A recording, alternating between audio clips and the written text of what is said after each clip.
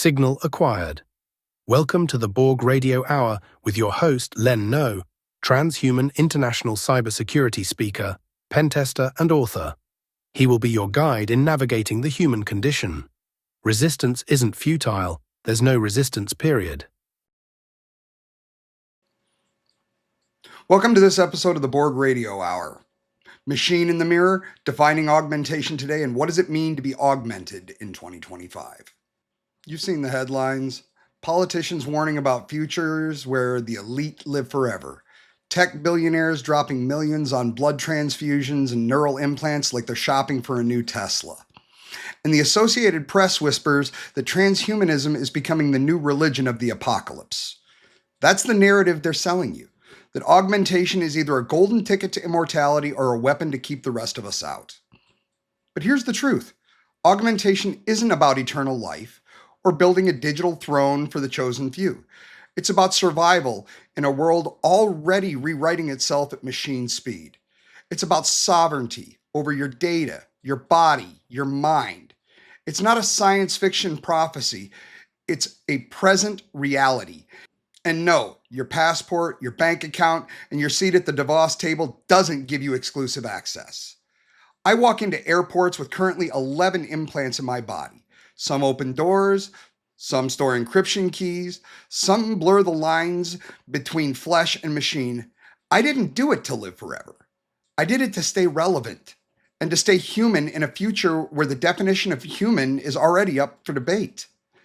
So when you hear leaders spinning fear, when you see billionaires promising to cheat death, remember, augmentation isn't a luxury. It's an evolution. And evolution doesn't care about your tax bracket. This isn't a barrier to keep people out. It's a bridge. And the only real question is whether you'll cross it or wait for the machine in the mirror to make the choice for you.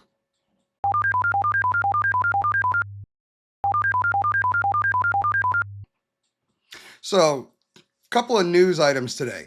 First being an amazing article that was put out in The Guardian. And this is where President Xi Jinping and Vladimir Putin were over here talking about trying to find a way to live to at least 150 years through organ transplants, blood transfusions, and things of that nature. So this is, to me, everything that is wrong with the discussions about transhumanism today. I live this life. And it's not about trying to see who can live forever. There is so much more to it. It's back to those original two philosophies that I've talked about numerous times during my presentations. You can either go down the road of Dr. Julian Huxley and say, we need to keep the human element at a status quo and only status quo, or you can go with the FM 2030, in which case everything is on the table. But neither one of those is trying to say that it should only be about the extension and preservation of life. It's about enhancement of the human condition. And I personally feel that all these articles do is bring up fear and just such unrealistic concepts around what transhumanism is. And that's why we're having this first episode. We're going to delve deep into what it means to actually be a transhuman in 2025. The next news topic that I want to bring up is a really funny article that came out of the Wall Street Journal today. And this is how all of the wealthiest people that we're hearing about, people like Peter Thiel, Sam Altman, Mark Anderson, all of these individuals have collectively poured more than $5 billion into the longevity sector. Their investments span cell rejuvenation, age-related disease research, AI-driven wellness technologies. They've opened up multiple new labs, Altos Lab, BioAge Labs. The funding ecosystem has ballooned with typical raises hitting $43 million. Alongside big capital personalities like Peter Attia, David Sinclair, and Peter Diamond's influence both scientifically as well as culturally and just the narratives around longevity. This stuff is pushing investments to the tunes of hundreds and hundreds of millions of dollars on an annual basis. But yet I'm the one that's looked at like the freak.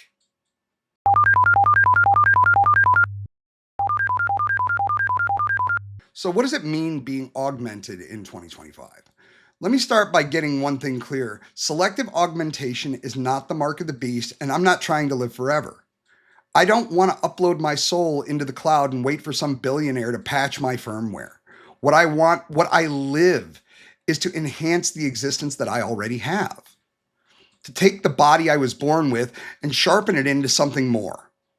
Something that can survive, adapt, and thrive in the present. That's it.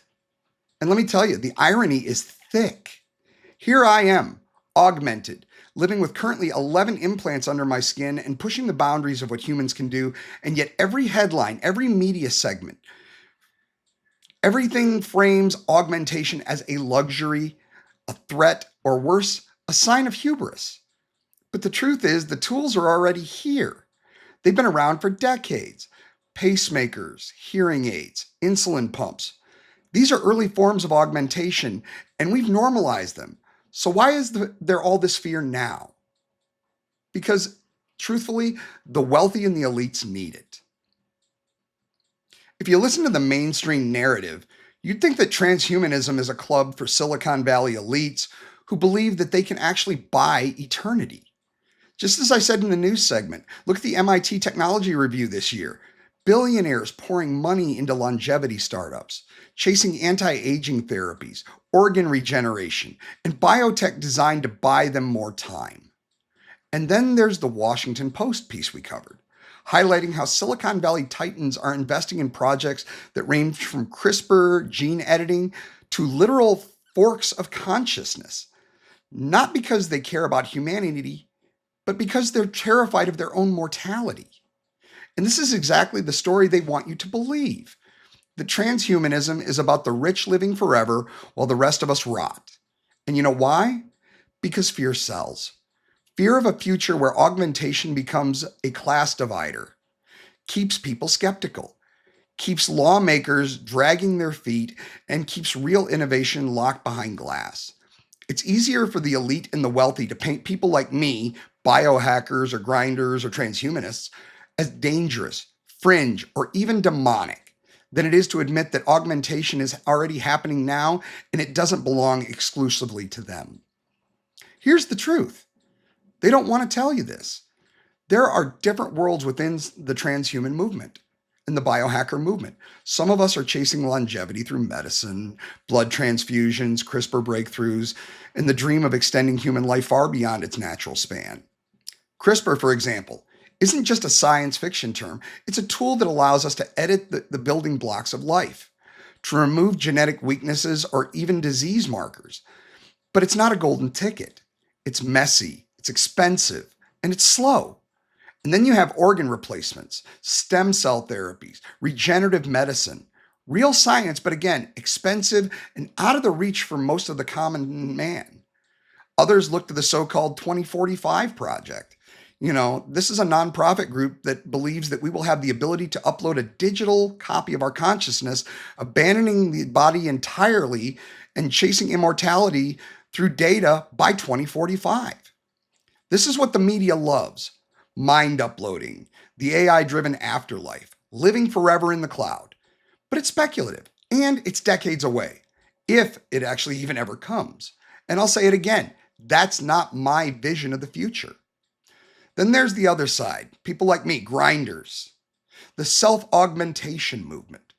People who are not waiting for permission, not begging for access to billionaire-funded labs. We're soldering chips into our hands. We're embedding magnets under our skin, experimenting with NFC implants, neural interfaces, and other technologies that give us sensory feedback or control over digital and physical environments. Sovereignty means taking control of your own evolution. It means that when governments or corporations tighten their grip on every connected device, you've already taken the steps to assert your own autonomy, to rewrite yourself before someone else decides how to rewrite you. And here's something most people don't realize. Long before I got any of my implants personally, I was already a black hat hacker. I could bypass networks, sniff packets, manipulate systems, and yet it was only once people realized that I had these small devices that I had implanted under my own skin, it was like flipping a switch. I've had individuals who instantly turn off their electronics when I walk into a room. Not because I needed the implants to hack them, but because of the fear of augmentation made them believe that I had some otherworldly ability. I've even been called out on religious extremist websites, labeled as a technical abomination, not because of what I could do, but because of the narratives of the augmented human terrifies most people. The implants amplify their fear, not my capabilities. And if that wasn't enough, here's where it gets dark. The rich and the elite, they need the fear. They need the press to paint augmentation as dangerous, unnatural, even evil. Because if people realize the truth, the transhumanism can empower the individual, that it can level the playing field, then the grip of control starts to loosen. Imagine a future where every human being, regardless of wealth, race, or geography, could access enhancements that could close the gap between privilege and poverty, sickness and health, weakness and strength. That's where I stand. Not with the rich trying to live forever, but with the grinders, the hackers, the augmented humans carving our own path forward. Because while the billionaires are chasing immortality, the rest of us are proving that augmentation is the great equalizer. And that's where I want to take this conversation next. Into the idea that transhumanism, far from being a tool of the elite, may be the only way to finally level set humanity. Though we're all born with different skills, strengths, and weaknesses, augmentation can bridge that and make us all truly equal.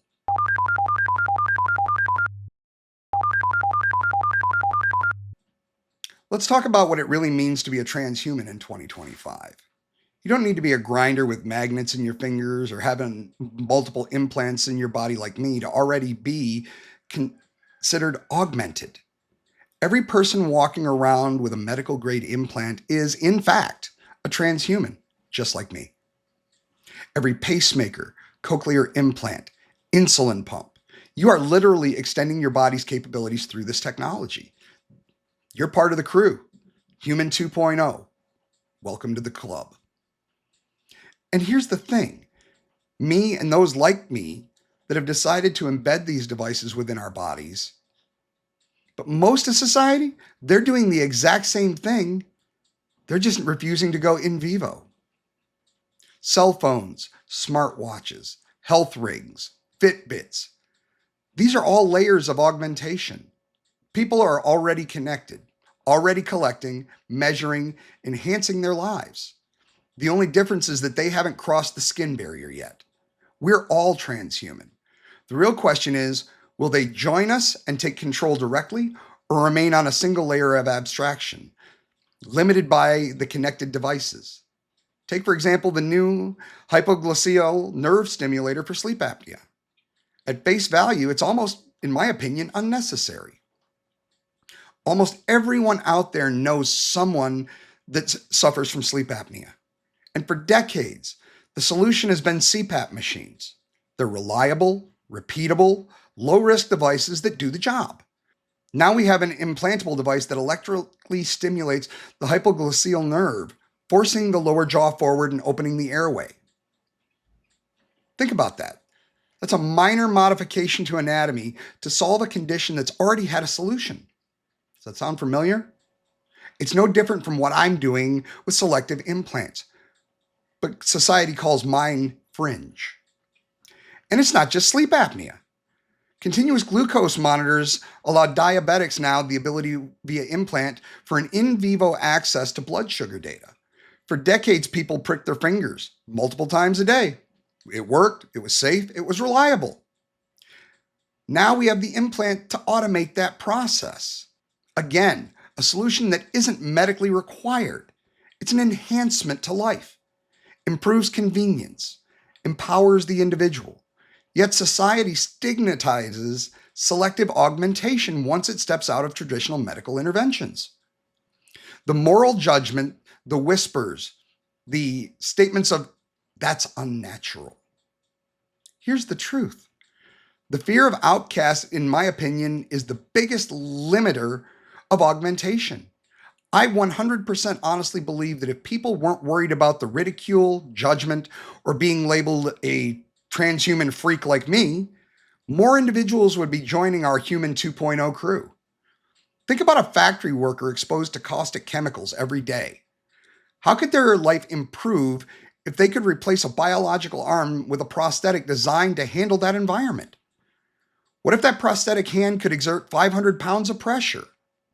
That's selective augmentation, practical, applied, solving real world problems, and yet society hesitates because it challenges old norms.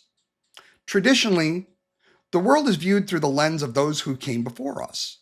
Remember, at one point in time, medicine itself was considered sorcery and blood types were heresy. Glasses were once controversial. History shows us societal norms always lag behind human innovation. What we fear today will be accepted tomorrow. That's just how progress works. The body is, in my personal opinion, nothing more than a vessel. Its form is irrelevant to the character, the spirit, the soul, whatever you want to call it. Enhancement does not diminish humanity, it extends it. It allows us to survive, to thrive, to interact with our environment in ways pure biology could never allow. It's a bridge to freedom, autonomy, and capability. So when you see someone with an implant, remember this. They're already part of a larger movement. And when you see someone with a smartwatch or a connected device, guess what? They're part of that movement too. We're all transhuman, whether we acknowledge it or not. Some of us just chose to internalize it. Augmentation is not a threat. It's not a moral failing. It's a tool. It's the ultimate equalizer, the method by which humans can survive harsher environments, overcome biological limits, and reclaim autonomy in a world increasingly dominated by technology and control systems. And that's the deep truth of transhumanism. Society is already augmented. The stigma, the fear, the judgment, these are just constructs, not reality. The vessel is yours to shape, and the future belongs to those who embrace it.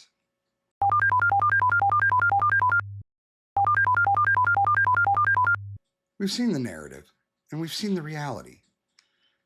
Media tells us that transhumanism is reserved for billionaires, that it's dangerous, unnatural, and reserved for elites chasing immortality.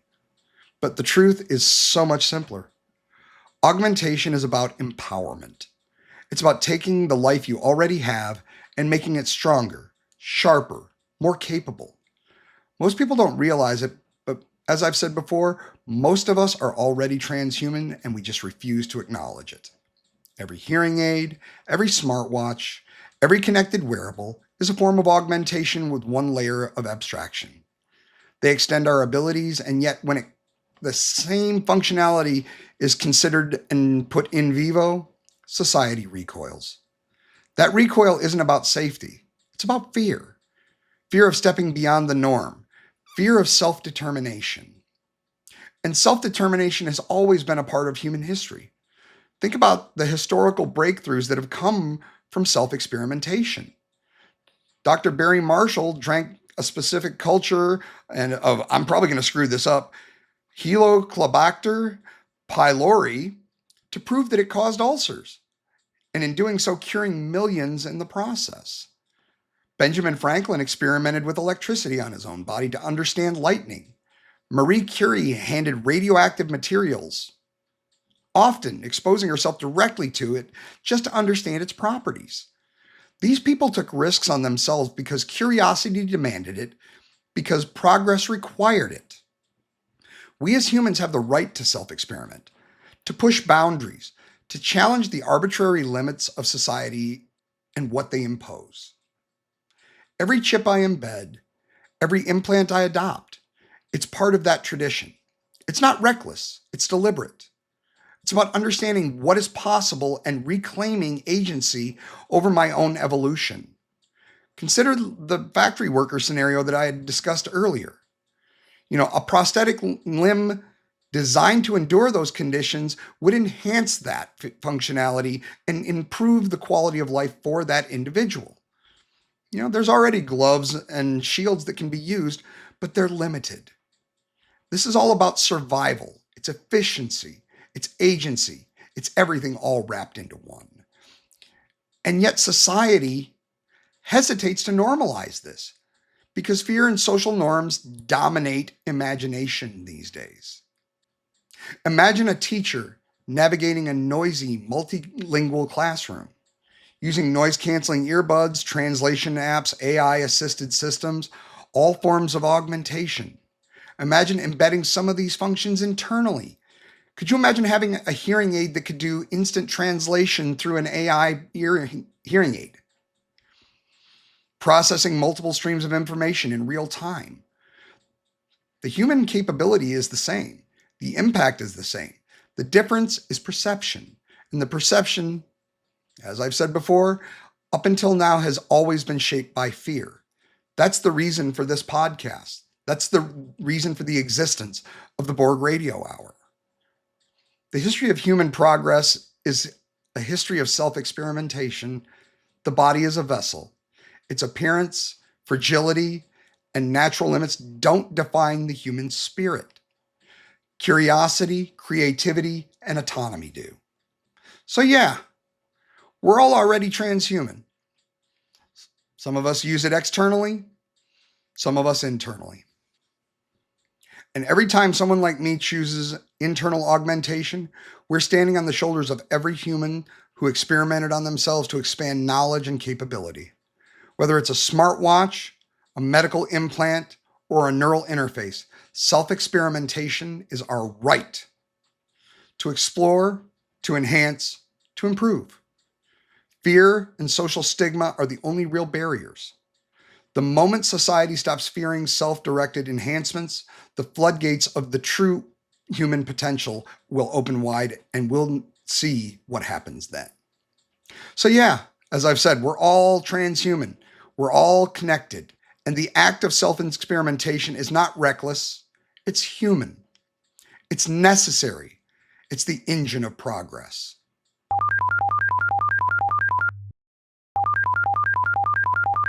As we close out today's discussion, let's remember this.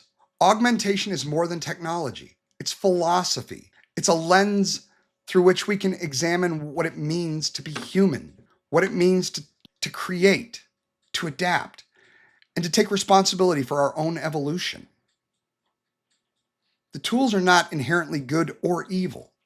The morality comes from how we use them and how we choose to engage with the possibilities that lie just beyond our biological limits. Every implant, every wearable, every enhancement, internal or external, they're statements. A statement that we will not wait for permission to evolve, that we recognize our potential, and that we refuse to be constrained by fear, stigma, or by the narrow definition of what is considered to be natural. So here's your invitation. Explore, learn, question. Push the boundaries of what you know about yourself and the world around you. Whether it's through reading, self-experimentation, or simply paying attention to the way technology is already augmenting your individual lives. You're all a part of this. You're already transhuman, whether you choose to acknowledge it or not.